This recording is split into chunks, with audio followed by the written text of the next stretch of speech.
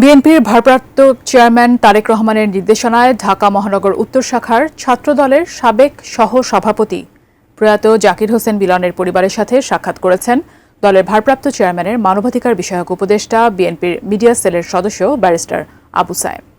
সকাল 11টায় গাজীপুরের টঙ্গীর মাজুখানে প্রয়াত জাকির হোসেন মিলনের বাসায় গিয়ে তার পরিবারের সাথে সাক্ষাৎ করেন তিনি। এ সময় তারেক রহমানের পক্ষ থেকে এই অসহায় পরিবারের পাশে আজীবন থাকার প্রত্যয় ব্যক্ত করেন আবু সায়েম। এছাড়া দেশমাতা ফাউন্ডেশনের মাধ্যমে মিলনের 2 কন্যা সন্তানের জন্য মাসিক শিক্ষাবৃত্তি অব্যাহত থাকবে বলেও জানান তিনি।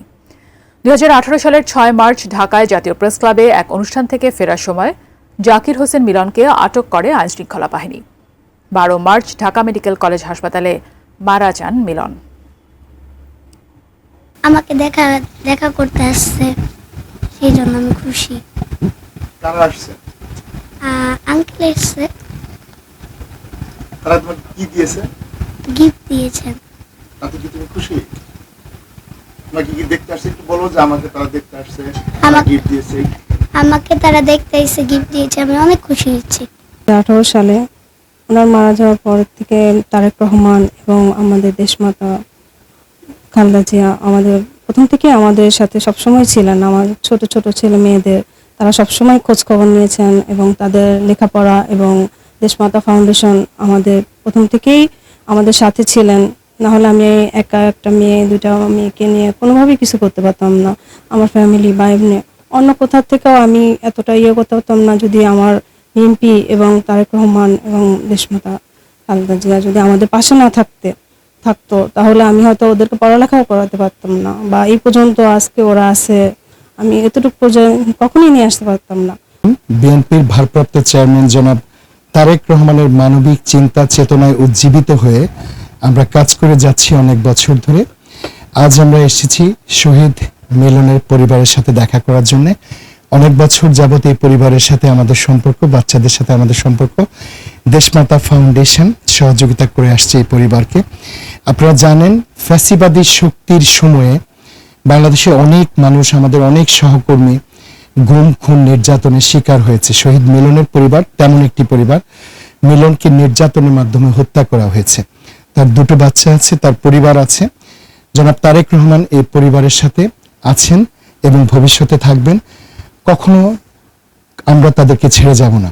আমাদের দল আল্লাহর রহমতে যদি সরকার গঠন করে, তখনও আমরা এসব পরিবারের সাথে থাকব, এই বিষয়ে আমরা প্রতিশ্রুতিবদ্ধ। এবং আপনারা সহযোগিতা করছেন সাংবাদিকরা সকলে, সেজন্য আমরা আপনাদের কাছে কৃতজ্ঞ।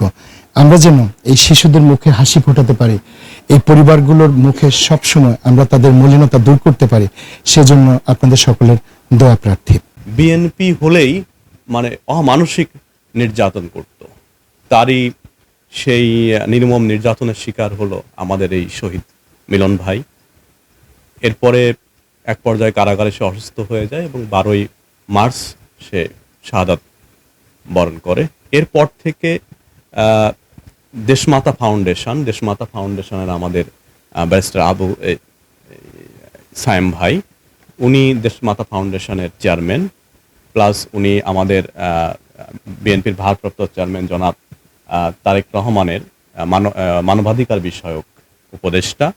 সেই সঙ্গে আপনারা জানেন যে বিএনপি মিডিয়া সেলের উনি অন্যতম সদস্য। এই 18 সাল থেকে উনি এই পরিবারটিকে, এই যে অসহায় পরিবারটির পাশে উনি দাঁড়িয়েছেন এবং দেশমাতা ফাউন্ডেশন এই পরিবারটির পাশে দাঁড়িয়েছেন। সেই আপনারা দেখতে পাচ্ছেন যে এই বাচ্চাগুলা তখন অনেক ছোট, এই বাচ্চাটাও আরো ছোট। এই যে আমাদের বোন শহীদ মিলনের স্ত্রী, উনিও অসহায় ছিলেন। সেই একটা অসহায় পরিবারের পাশে আমাদের বিএনপির ভারপ্রাপ্ত চেয়ারম্যান জনাব তারেক রহমানের পক্ষে এবং ওনার নির্দেশনায় এগিয়ে আসেন এই ব্যারিস্টার আবু সায়েম, এবং সঙ্গে সায়েম ভাইকে সার্বিকভাবে সহযোগিতা করেছেন যে ছেলেটি, সেই ছেলেটি আমাদের মধ্যে উপস্থিত রয়েছেন, পেশায় কৃষিবিদ। এবং আপনারা জানেন যে আমরা বিএনপি পরিবারের সদস্য সচিব কৃষিবিদ মকসুদুল মমিন মিথুন সায়েম ভাইয়া মাঝে মাঝেই লন্ডনে যেতে হয় ওনার পেশাগত দায়িত্ব পালনের জন্যে।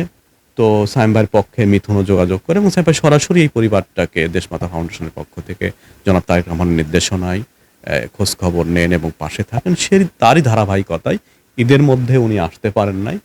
তো এবং মার্চ মাসই তো ঈদ ছিল, প্লাস হলো মার্চের সেই শহীদ মিলন শাহাদত বরণ করেছে আইন শৃঙ্খলা বাহিনীর নির্যাতনে।